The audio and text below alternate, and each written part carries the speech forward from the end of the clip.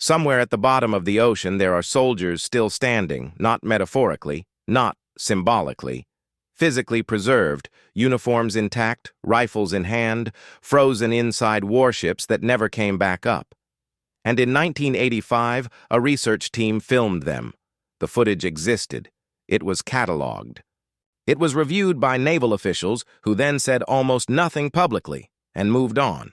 What they didn't know was that one copy had already left the building. Here's what makes this stranger. The ships weren't supposed to be there. The official logs placed them somewhere else entirely. 2 different locations. 2 different fates. Both wrong. And when researchers began cross-referencing the dive coordinates with declassified military records, they found something that shouldn't exist. A gap, not a redaction. Not a missing page. A gap that someone had filled in with the wrong date, the wrong depth, and the wrong ship name. Someone corrected the record, after the fact. Carefully, this is that story. The accepted history is clean.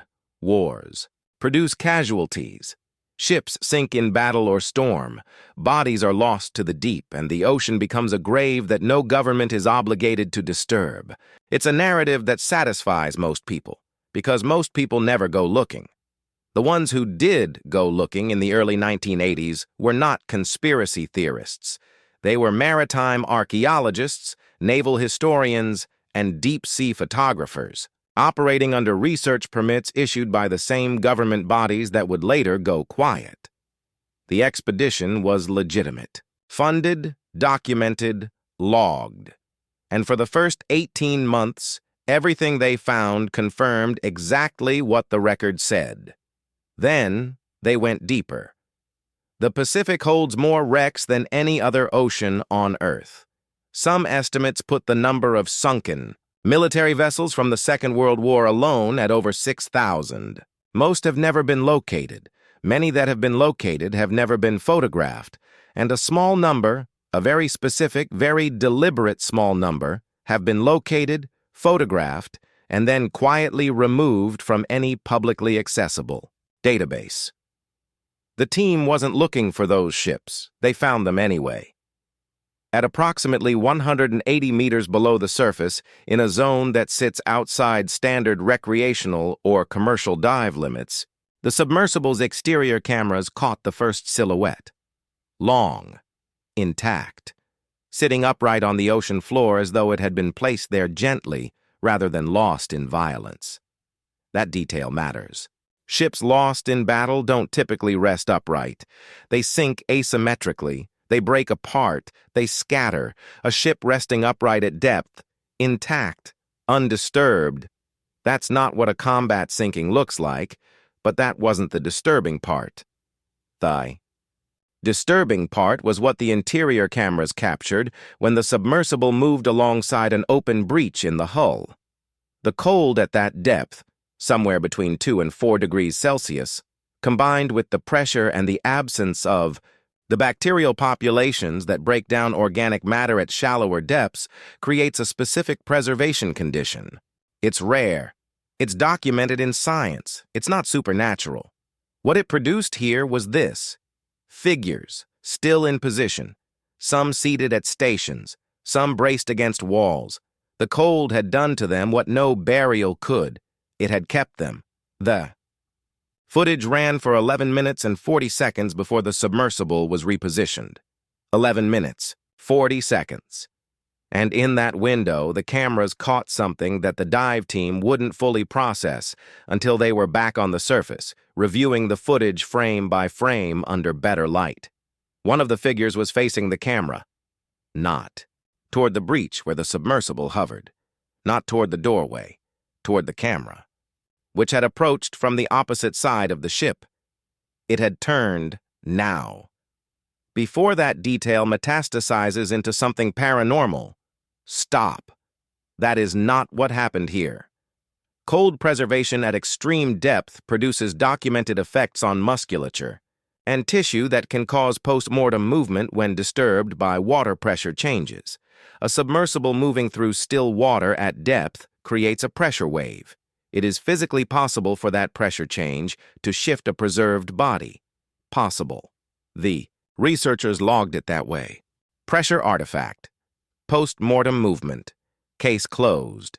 Except that the ship's registered manifest, which the team had been given access to as part of their permit documentation, listed no crew aboard at time of sinking. The ship had been officially decommissioned. Skeleton crew of 4 removed. Vessel sent out with a tow line for demolition disposal. That was the record.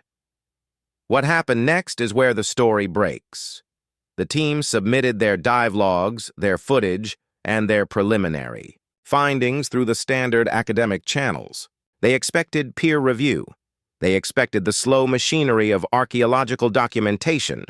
What they received instead, within 6 weeks, was a quiet administrative reclassification. Their research zone, a stretch of ocean they had been granted, open access to for the duration of a 3-year permit, was reassigned. Not closed, reassigned, to a different department, under a different classification code. One that, when cross-referenced in the Federal Register, corresponded to active naval operational zones. The area hadn't been designated active in 40 years. The permit wasn't revoked. That would have created paperwork, appeals, a trail. Instead, it was superseded. Technically, the team could still dive. Technically, but any footage taken within a reclassified naval operational zone during active designation becomes the property of the issuing authority upon retrieval. It was a legal maneuver, elegant, quiet, effective, but the copy had already left. One of the researchers, a marine photographer who has since declined every interview request, had transferred a working copy of the raw footage to an external drive before the reclassification notice arrived. Not out of suspicion, she would later say through an intermediary, out of habit. She backed everything up before filing. That drive passed through several hands over the following decade.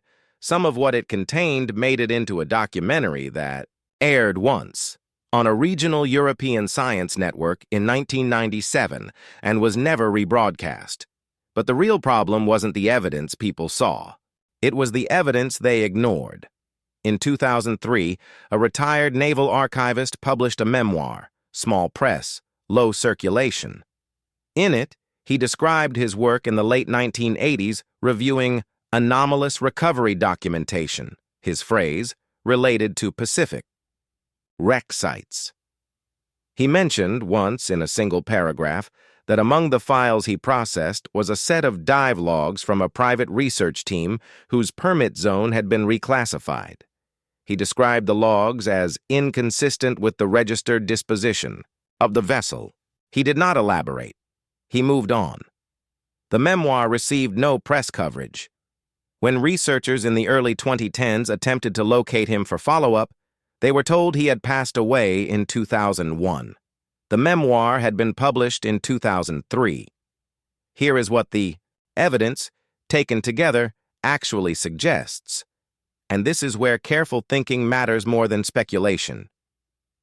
The ship at the bottom of that zone was not where the record said it was. It contained remains that the manifest said weren't there.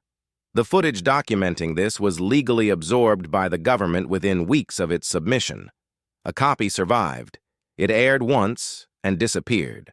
An archivist who reviewed related files described an inconsistency he never explained.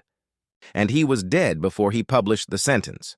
None of these facts individually are impossible to explain. Together they form a pattern that has one consistent feature. Every point at which the story could have become public, it didn't. Not through suppression. Suppression leaves evidence.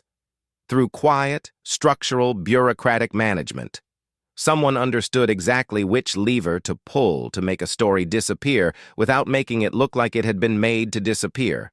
That is, a skill. And skills are taught. And they are used repeatedly. Which means this was not the first time. The footage has never been officially acknowledged. The reclassification documentation exists in public federal records, but requires specific cross-referencing. To locate, It does not appear in any summary index. The 1997 broadcast has been confirmed by two independent media researchers who located partial listings in European broadcast archives. No copy has surfaced publicly. The ship, based on the silhouette dimensions captured in the footage, cross-referenced against naval vessel records from the period, has been tentatively identified by at least one independent researcher. That researcher published their analysis on a private academic forum in 2019. The post was removed within 72 hours. The researcher has not commented publicly since. There is a version of this story where everything has a rational, procedural explanation, where the reclassification was routine, where the manifest error was administrative, where the archivist's publication date was a misprint, where the forum removal was a terms of service flag, nothing more. That version is possible.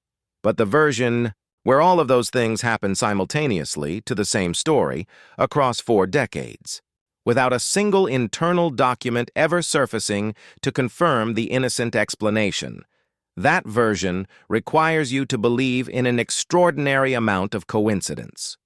The soldiers at the bottom of that ocean, if that's what they were, never made it into any official casualty record.